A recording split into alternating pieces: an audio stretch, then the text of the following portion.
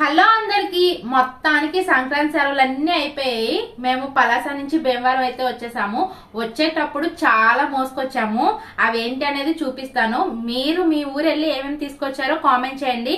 ఇప్పుడైతే ఏమేమి తీసుకొచ్చారో చూపిస్తాను, వచ్చేయండి. ఇవిగో ఇక్కడ చూసారు కదా, 25 కేజీలు బియ్యం మూటలు అనమాట. ఒక 3 తీసుకొచ్చాము, అంటే 75 కేజీస్. ఇంక ఇది వచ్చేసి నువ్వుల నూనె ఒక 18 కేజీలు తీసుకొచ్చాము. ఇంకా ఇక్కడ చూసారా, తోటలో పండిన వంకాయలు. ఇవి వచ్చేసి ఉల్లికోళ్ళు అంటారు, ఉల్లికోళ్ళు. ఇంకా బీన్స్, ఇవి వచ్చేసి కేజీ 50 రూపీసే మా ఊర్లో, అందుకనే తీసుకొచ్చాను. ఇంక ఇక్కడ కందిపప్పు. ఇవి వచ్చేసి తోటలో పండిన ముల్లంగి. ఇంకా అత్తం చేసిన పసుపు అనమాట, ఇంట్లోనే చేశారు. ఇంకా శనగపప్పులు ఇచ్చారు.